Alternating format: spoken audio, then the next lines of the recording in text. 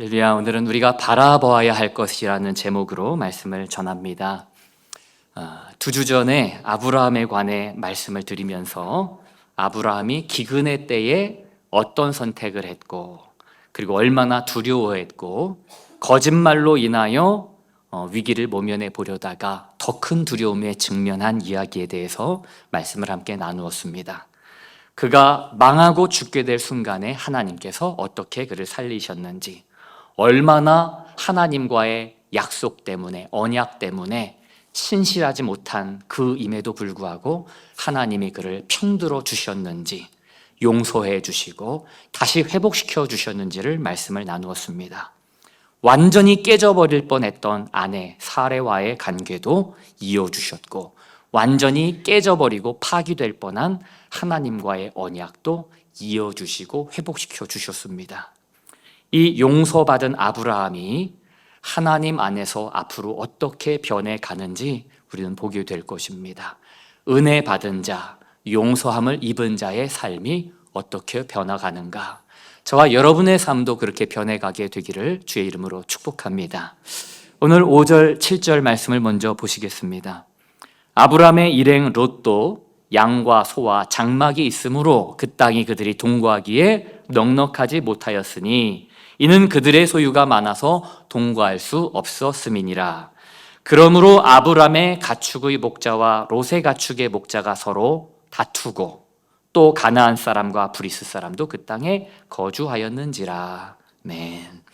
이 말씀에 오늘 문제가 나타났지요. 뭐가 문제입니까? 아브라함과 롯의 사이에 목자들의 다툼이 일어난 겁니다.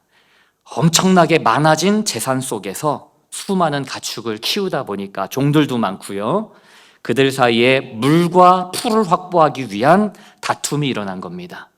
그런데 그 다툼이 더 이상 함께 살 수 없는, 더 이상 함께 할 수 없는 다툼으로까지 번지게 된 거예요. 여기서 우리가 눈여겨보아야 될 것은 용서함을 받은 아브라함이, 하나님의 은혜를 경험한 아브라함이 이후로는 이제부터 이런 문제들에 대해 어떻게 갈등을 풀어가는가, 아브라함의 모습을 통하여 우리가 볼 수 있는 면이 있다라는 겁니다.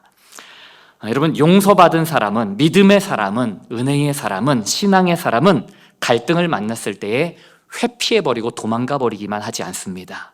문제를 직면하고 깊이 생각하고 기도하고 결정한 다음에 돌파를 시도한다는 겁니다. 오늘 말씀 8절과 9절을 한 번 더 보시면은요, 아브라함이, 우리는 말합니다. 아브라함이, 우리는 한 친족이라 나나 너나 내 목자나 너의 목자나 서로 다투게 하지 말자. 내 앞에 온 땅이 있지 아니하냐? 나를 떠나가라. 그렇게 말하면서 네가 좌하면 나는 우하고 네가 우하면 나는 좌하리라. 그렇게 아브라함이 이야기를 합니다. 이 본문의 말씀이 아브라함이 창세기에서 말한 두 번째 말입니다. 첫 번째 아브라함의 말이 뭐였다고 말씀을 드렸었죠? 기억나시나요? 첫 번째 아브라함의 말, 거짓말이었죠. 아내 사라에게 했던 거짓말이 성경에 기록된 아브라함의 첫 번째 말이었다라고 했습니다. 근데 아브라함의 두 번째 말, 하나님의 용서와 은혜를 경험한 다음에 하는 두 번째 말은 굉장히 많이 좋아졌습니다. 갈등을 해결하기 위한 배려의 말이 아브라함이 관하여 기록된 아브라함의 두 번째 말이에요. 배려의 말. 여러분, 배려의 말을 많이 하실 수 있기를 축복하고 부탁드립니다. 아멘.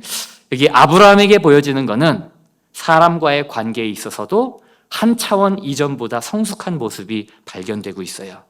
아브라함은 롯을 향해서 누가 맞네 틀리네, 네가 잘못했네 내가 맞네 따지지 않았어요. 너희 목자들은 이렇게 했고 내 목자들은 이렇게 했으니 네 목자들이 잘못했다, 시시비비를 가리려고 하지 않았어요. 묻지 않습니다.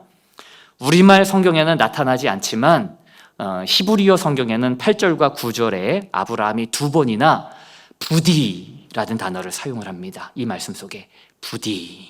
그래서 그대로 적용해서 읽어보면은 부디 나로부터 떠나가라, 부디 너와 나 사이에 우리 갈등이 있게 하지 말자, 부디 우리가 이렇게 하자 라면서 부디라면서 간곡하게 조카에게 그렇게 이야기를 하고 있는 겁니다.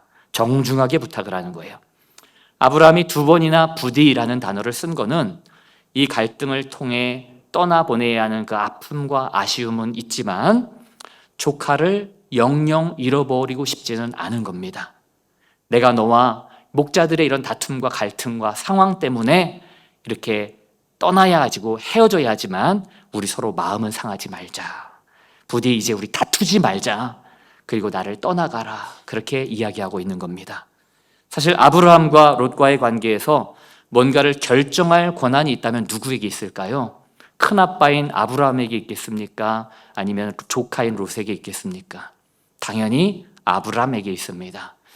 아브라함은 롯에게 어떤 존재냐면은 롯의 아버지가 일찍 돌아가시고 큰아버지인 아브라함이 조카를 거두어서 어려서부터 대신 길러줬습니다. 그리고 자녀가 없어서 롯은 아브라함에게 아들 같은 존재예요. 그러니까 아버지 같은 존재인 겁니다. 아브라함이 롯에게는. 그러니 어찌 아브라함에게 결정 그리고 권위 있게 말할 그 권한과 권리가 없었겠습니까? 충분했지요. 근데 아브라함이 이 목초지를 결정할 때 선택권을 누구에게 줍니까? 롯에게 선택권을 줘요. 정중하게 조카에게, 아들 같은 이에게 이야기할 뿐만 아니라 정중하게 먼저 선택권을 그에게 줍니다. 자기 권리를 주장하지 않아요. 먼저 선택할 권리를 그에게 줍니다. 이것이 은혜를 아는 자의 모습, 용서받은 죄인, 그래서 하나님께서 의롭다 여기시는 사람의 모습이 바로 이런 모습입니다. 자기 권리를 내려놓는 것, 자기 권리를 포기하는 것. 여러분은, 저는 자기 권리를 내세우고 챙기는 사람입니까? 아니면 주님의 용서와 은혜가 너무 커서 자꾸만 자기 권리를 낮추고 포기하려고 하는 사람입니까? 소망하기는 하나님의 진정한 은혜를 경험한 사람들은 자기 권리를 앞장 세우지 않습니다. 담임사관에게 담임사관으로서의 주어진 권한과 권리와 그리고 결정권이 얼마나 큰지 여러분 아시나요? 저는 그렇게 사역을 했던 적도 있습니다. 근데 저는 배울 때 그걸 다 행사하면 안 된다고 배웠어요. 왜냐면은 많이 여쭙고 상의하고 또 우리 모두가 그런 겁니다. 우리 재직 되시는 분들도 그렇고 부수장 되시는 분들도 그렇고 묻고 의견을 묻고 화합하고 모아서 그 의사들이 결정될 수 있도록 나의 권리를 좀 더 낮추고 들어가서 함께 상의하면서 결정해야 된다라는 부분이 있는 겁니다. 근데 우리가 각자 저부터 시작해서 모든 사람이 내 권리를 주장하고 내 권리를 높이려고 시작하면은 다툼은 커져가게 될 것입니다. 서로 크게 마음 상하게 될 것입니다. 그리고 헤어지게 되는 겁니다. 그건 하나님 안에서 큰 아픔이 되는 거지요. 이제 우리가 9절부터 눈여겨봐야 할 구절이 있는데요. 9절 상반절에 보면 아브라함은 롯에게 이렇게 이야기해요. 네 앞에 온 땅이 있지 아니하냐? 이 온 땅은 아브라함이 하나님께로부터 약속받은 가나안 땅 전부를 말하는 겁니다. 그 가나안 땅 중에서 아브라함은 롯에게 네가 좌하면 내가 우하고 네가 우하면 내가 좌하리라 그랬습니다. 근데 이 말씀이요, 정확하게 그 원문 성경, 히브리 성경을 살펴보면은 어떻게 되냐면은 요즘엔 좋아요. 컴퓨터로 좋은 소프트웨어로 꼼꼼히 살펴보면은 원문의 의미를 잘 살펴볼 수 있습니다. 평신도들에게도 다 열려 있습니다. 웹사이트나 어플에 꼼꼼하게 성경을 살펴보세요. 그런데 이게 단순히 왼쪽 오른쪽을 말하는 게 아닙니다. 이 왼쪽은 북쪽을 향하는 방향을 말하는 거고요. 원래 뜻이. 오른쪽은 오른쪽을 바라봤을 때 오른손의 방향이기 때문에 남쪽을 의미하는 겁니다. 그것이 방향하는 의미는 사실은 성경의 번역으로는 좌우로 표현되었지만 가나안 땅의 북쪽과 남쪽 방향을 가리키는 의미입니다.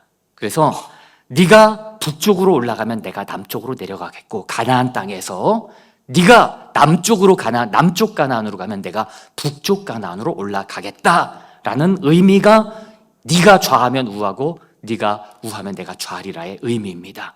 그러니까 아무 땅이나 그냥 눈에 보이는 데서 왼쪽 오른쪽이 그런 의미가 아닌 거예요. 약속의 땅에서. 근데 아브라함이 이렇게 말한 데는 이유가 있어요. 왜냐하면 아브라함은 롯을 자기의 상속자로 이때는 여기고 있는 때입니다. 아직 하나님께서 자기에게 자식을 줄 거라는 그 믿음이 제대로 형성되지 않은 때예요. 이때에는. 그래서 이때 아브라함은 자연히 가졌던 생각이 뭐냐? 내가 죽으면 하나님의 약속의 땅 모든 가나안은 자연히 롯의 차지가 되고 내 아들 같은 롯의 차지가 될 것이고 내 재산과 소유 모든 게 다 롯의 것이 될 거야. 그게 아브라함의 생각이었습니다. 그래서 이 하나님께서 주신 땅에서 네가 어느 쪽을 택하든 북으로 가든 남으로 가든 이 땅은 전부 네 것이 될 거야 라는 마음으로 아브라함이 한 이야기가 좌하면 우하고 우하면 좌하리라의 내용입니다. 정확한 의미예요. 그런데 아브라함의 이런 호의로운 제안과 달리 롯은요, 아브라함의 제안을 거절합니다. 아브라함은 가나안 땅 중에 어떤 땅을 택하라고 했고 전부가 너의 것이 될 거야 라는 마음이 그에게 있었던 건데 롯은 어느 땅을 택하는 줄 아세요? 롯은 그 어떤 가나안 땅도 택하지 않습니다. 북쪽도 남쪽도 택하지 않아요. 오늘 10절 말씀을 보면 어느 땅을 택했는지가 나옵니다. 이에 롯이 눈을 들어 요단 지역을 바라본즉 소알까지 온 땅에 물이 넉넉하니 여호와께서 소돔과 고모라를 멸하시기 전이었으므로 여호와의 동산 같고 애굽 땅과 같았더라. 이 롯이 바라본 땅은 소돔과 고모라가 있는 그쪽이었어요. 요단 건너편에 풍요한 평야지대와 강가를 끼고 있는 비옥한 문명이 발달한 재미있고 화려하고 나를 즐겁게 해줄 것이 가득한 그 땅이 롯이 바라는 땅이었습니다. 여기서 우리는 롯이 이기적인 사람임을 생각해 볼 수 있습니다. 조금이라도 롯이 성숙한 사람이었으면요, 아브라함에게 이렇게 이야기해야 맞는 것 같아요. 큰아버지, 말씀은 정말 고맙습니다. 하지만 큰아버지께서 고르세요, 먼저. 저는 큰아버님께서 고르시고 나면 제가 그 다음 어느 것이라도 선택을 하겠습니다. 이게 예의가 아닐까요? 네, 근데 그러질 않아요. 아니면은 큰아버지 그게 무슨 말씀이세요? 큰아버지는 제게 아버지 같은 분이신데 저보고 어찌 떠나라고 하십니까? 목자들 사이에 다툼이 있고 긴장이 있고 어려움이 있는 건 제가 알겠는데 다시는 제 목자들로 하여금 그렇게 못하도록 제가 조치를 하겠습니다. 그러면서 끝까지 아브라함 바짓가랑이를 붙들고 남아있는 게 제가 볼 때는 맞는 일이었을 것 같아요. 근데 롯은 눈을 들어서 다른 땅을 봅니다. 땅을 고르라는 제안을 받자마자 롯은 지체 없이 눈을 들어 가나안 땅이 아닌 요단강 건너편 평야를 바라봅니다. 왜냐하면 가나안 땅은 좋은 땅이 아니거든요. 절반은 산악지대고 절반은 광야입니다. 먼지가 푸석푸석하고 척박한 땅입니다. 마치 오래전부터 헤어질 결심을 한 사람처럼 그렇게 롯은 즉시 눈을 들어 동편의 요단강 건너편 땅을 바라봅니다. 이 10절 말씀에 보면은 바라본즉이라는 단어가 나오는데 이 히브리어 동사가요, 바라보았다, 바라본즉이라는 단어가 아주 부정적인 의미로 사용된 그런 단어예요. 오늘 본문 말씀 이전에 이 바라본다라는 단어가 딱 한 번 쓰였는데 언제 쓰여진 줄 아세요?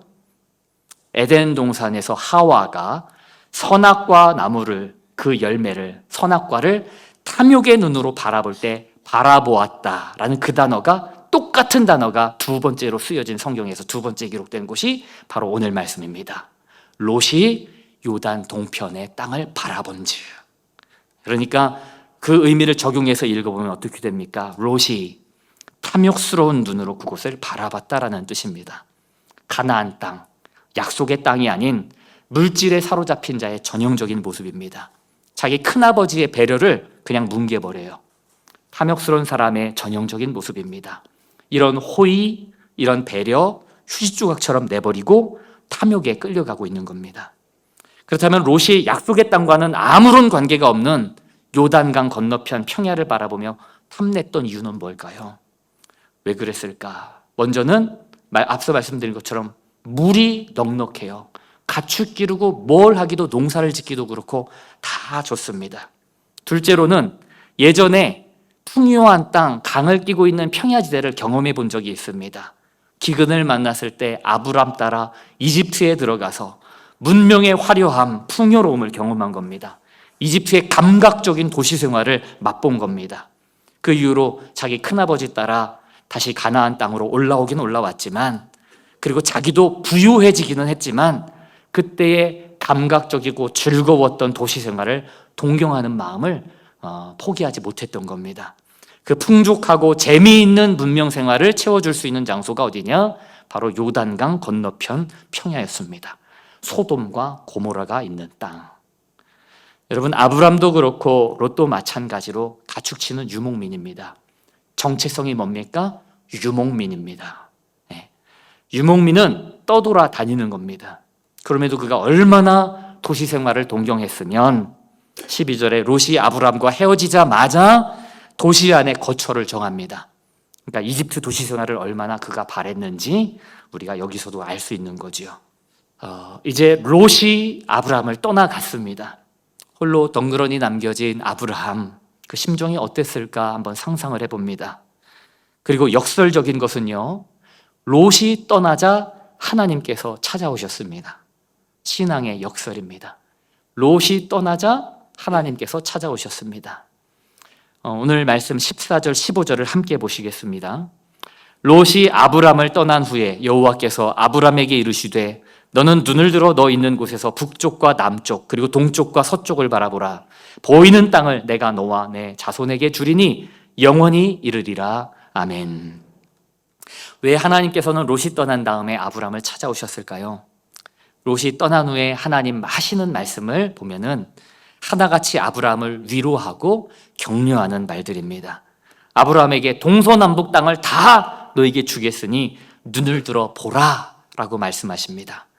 우리말 성경에는요, 너는 눈을 들어 라고 되어 있지만 여기에도 하나의 표현이 빠져 있어요. 원래 있는 표현이 부디라는 단어가 여기서도 빠져 있습니다. 한글 번역에는.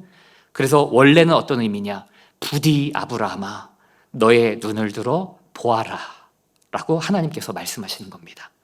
아브라함이 롯에게 부디라는 말을 2번 반복했던 것처럼 하나님께서도 아브라함에게 부디라고 말씀을 하고 계셔요.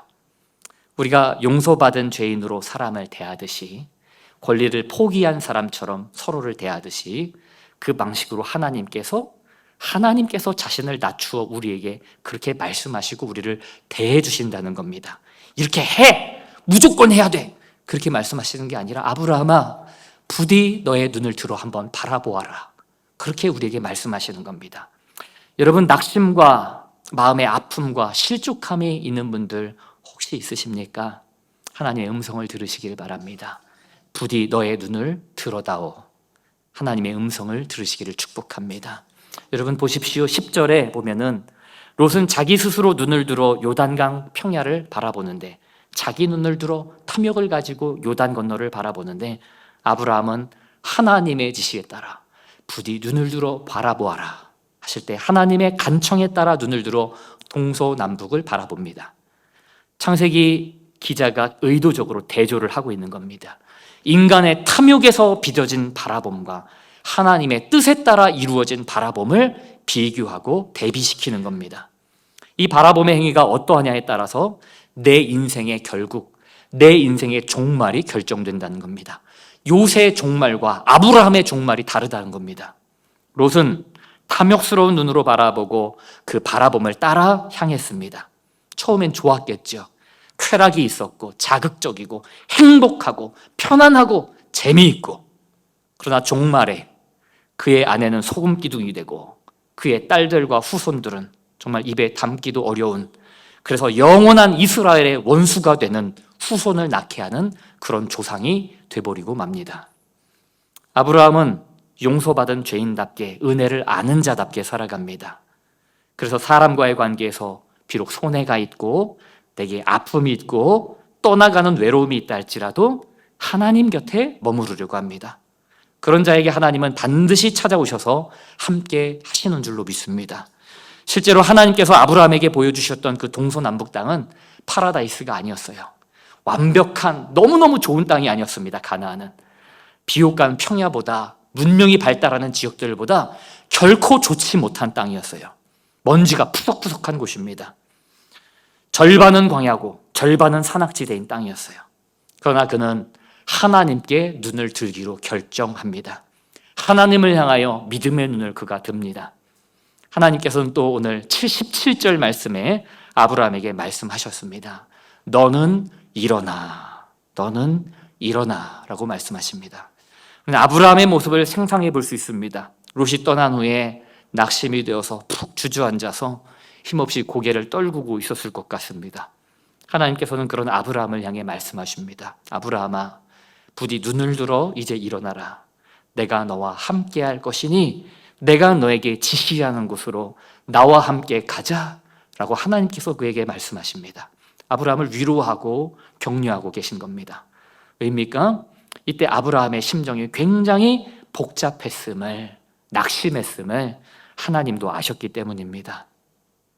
믿음의 여정 초기부터 아들 같은 이가 자기를 떠나버렸습니다. 아브라함은 자기 몸에서 난 자식이 없으니까 롯이 훗날 자기를 대신해 가문도 이끌고 자기가 늙었을 때 돌봐줄 자기 상속자로 생각하고 있었던 거죠. 정말 아브라함은 롯을 의지했어요. 하나님만큼 의지했을지도 모릅니다. 그렇게 의지했던 롯이 너무나 쉽게 자신을 떠나자 마음이 얼마나 낙심됐겠습니까? 여러분, 우리도 누군가를 또는 무언가를 떠나보낸 후에 낙심과 후회가 우리에게 찾아옵니다. 그리고 허전함이 밀려와서 내 자리에 주저앉고 싶을 때가 있습니다. 또 내가 믿음으로 지금까지 걸어왔는데도 불구하고 내 삶의 문제와 갈등과 다툼으로 주저앉게 될 때가 있습니다. 그런 이에게 오늘 하나님께서는 이 말씀으로 우리를 위로하고 계시는 겁니다. 이제 눈을 들어 일어나라. 내가 너와 함께 할 거야. 내가 너에게 지시하는 그곳으로 나와 함께 나아가자. 내가 너와 함께 하리라. 그렇게 말씀해 주고 계십니다. 신앙은 역설입니다. 롯이 떠나자 위로의 하나님이 찾아오셨습니다. 롯이 떠나야 하나님이 찾아오십니다. 내 인생에 큰 아픔과 상처가 있을 때에 하나님 찾아오십니다. 그리고 하나님이 함께 하신다. 함께 하리라. 새로운 약속, 나의 뜻을 너를 통해 이루리라 라고 우리에게 말씀하시는 겁니다. 내 인생에 하나님만큼 의지하고 있는 것이 무엇입니까? 내 안에 내가 떠나보내야 할, 내가 의지하고 있는 내 안에, 내 영혼의, 내 인생의 롯의 문제는 무엇입니까? 그 롯을 떠나보낼 때에 우리는 위로의 하나님, 진정한 하나님을 만날 수 있게 될 것입니다. 하나님 함께 하시고 그리고 하나님께서 보여주시는 그 길을 향해 나아갈 수 있게 되는 겁니다. 내가 의지했던 롯을 떠나보내려면 허전함이 밀려오고 마음이 아프고 때로는 고통스럽게 됩니다. 용서받은 죄인으로 살고 하나님의 은혜를 깨달은 자로 살아가고 나의 권리를 포기하며 살아가는 것은 결코 쉽지 않아요. 여러 번 내 속에 내가 죽어줘야 합니다.